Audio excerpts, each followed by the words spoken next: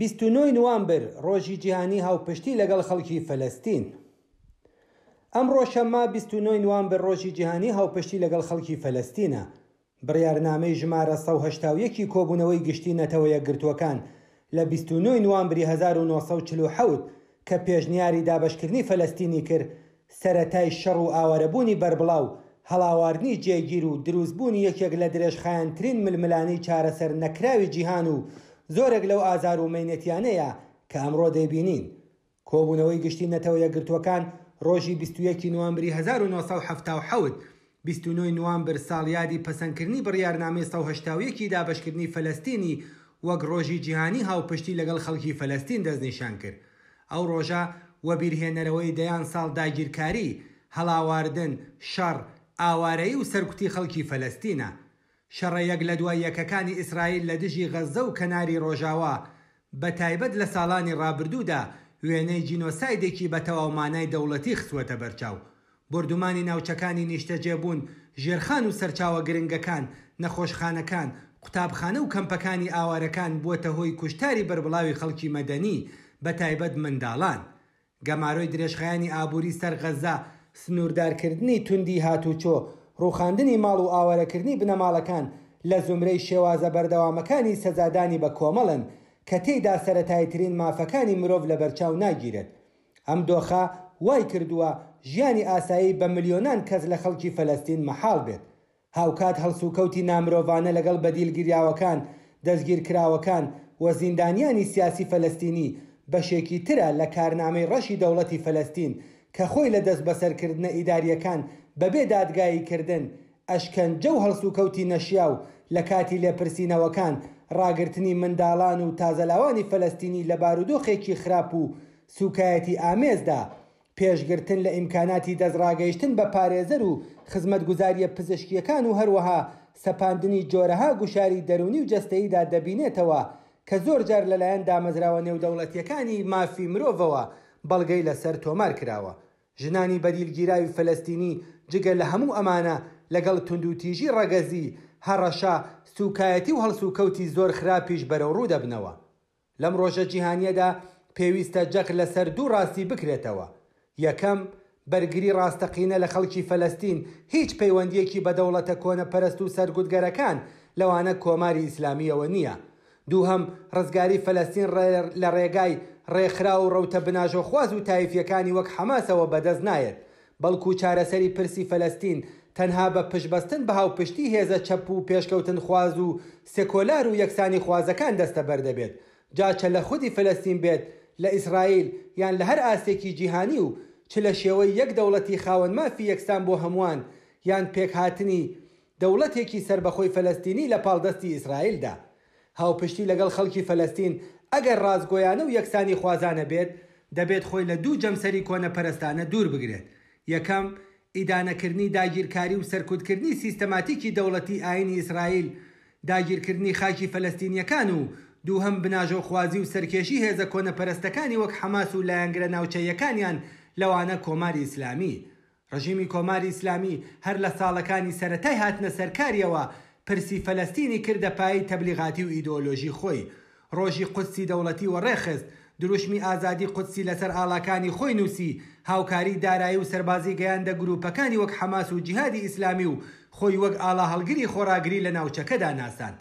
بەڵام لە پشت ئەم دروشمانە کارنامەی ڕاستەقینەی کۆماری ئیسلامی بەرامبەر بە خەڵکی فەلەستین بە تەواوی تێکدەرانە و ڕیاکارانەیە. بۆ کۆماری ئیسلامی فەلەستین بووە بە ئامرازێک بۆ شەرعیەتدان بە ناوخۆ، بە نمایشی تەبلیغاتی و ڕێپێوانی زۆرەملێ و میدیای دەوڵەتی هەوڵیدا خۆی وەک بەرگریکاری ستەملێکراوان نیشان بدات. ئەوە لە کاتێکدایە کە لە ناوخۆی ئەو سیستەمەدا لە سێدارەدان و ئەشکەنجە، هەڵاواردنی جەندەری، سەرکوتی کەمینەکان و کوشتاری خۆپشاندەران بەڕێوە دەبات. فەلەستین بۆ کۆماری ئیسلامی کارتێکە بۆ سات و سەودا لە سیاسەتی دەرەوەدا، پشگریکردن لە گروپە چەکدارەکانی کردووە بە ئامرازێک بۆ گوشارخستنە سەر ڕکابەرە ناوچەی و زلهێزە جیهانیەکان و پرسی فەلەستین بەکاردەهێنێت بۆ بردنەسەرەوەی توانای مزایدەی خۆی لە بابەتەکانی وەک بەرنامەی ئەتۆمیدا. ئیدعای بەرگریکردن لە خەڵکی فەلەستین لەلایەن حکوومەتێکەوە کە لە بەفرانباری 96 خەزەڵوەری 98 و لە ئاخێزی ژن ژیان ئازادیدا جەماوەری ناڕازیدایە بەردەسترێژی گولا لە ڕاستیدا سوکایەتیکردنە بە ڕەنج و ئازارەکانی خەڵکی فەلەستین. کۆماری ئیسلامی بە پشتبەسم بە ئیدۆلۆژی شیعەگەری و دژە ڕۆژاوایی خۆی پاڵپشتی لەو هێزانە کردووە کە ئامانجی دواڕۆژیان نەک هەر کۆمەڵگەیەکی دموکراتیک و یەکسان نییە، بەڵکو بریتیە لە دەسەڵاتی ئاینی و سەرکوتی کۆمەڵایەتی. حەماس وەک هێزێکی ئیسلامی و دیکتاتۆر لە ماوەی دەسەڵاتدارەتی بەسەر غەزەدا هەر چەشنە ئۆپۆزیسیۆنێکی سیاسی سربەخۆ، هەر هێزێکی چەپ، هەر بزوتنەوەیەکی مەدەنی و بزوتنەوەیەکی پێشکەوتن خوازانەی ژنانی سەرکوت کردووە و بە سیاسەتی سەرکێشانەی نظامی چەندین جار بیانووی داوەتە دەست ئیسرائیل بۆ هێرشکردنی بەربڵاو بەبێ ئەوەی هیچ ئاسوەیەکی ڕاستەقینە بۆ ڕزگاری خەڵکی فەلەستین بخاتە ڕوو.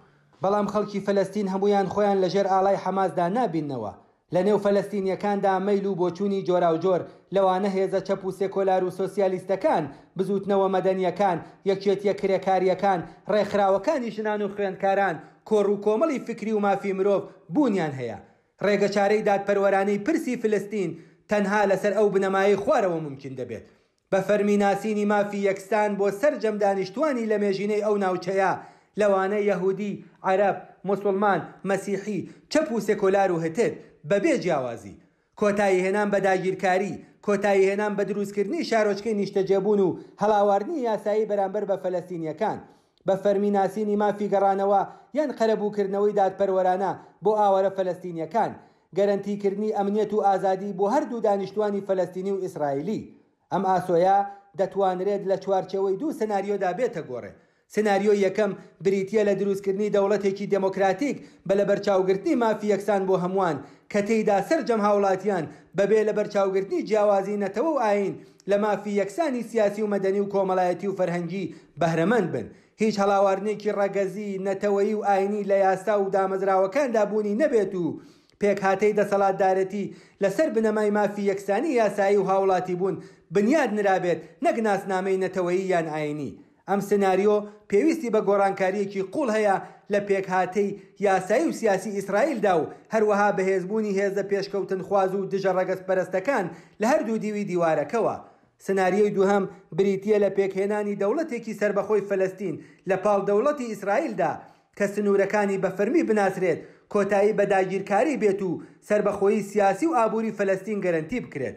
بەڵام واقعیەت ئەوەیە کە هیچ کام لەم دوو سناریۆیە بەبێ پشتبەستن بە بزوتنەوە کۆمەڵایەتیە پێشکەوتن خواز و دموکراتیکەکان و یەکسانی خوازەکان لە خودی ئیسرائیل و فەلەستیندا و هەروەها بەبێ گوشار و پاڵپشتی ڕایگشتی جیهانی، یەکێتیە کرێکاریەکان، بزوتنەوە خوێندکاریەکان، ڕێکخراوەکانی مافی مرۆڤ، حیزبە چەپ و سێکۆلارەکان جێبەجێ ناکرێت و بەبێ هاتنە مەیدانی ئەو هێزانە هیچ چارەسەرێکی بەردەوام بۆ پرسی فەلەستین بەدی نایێت.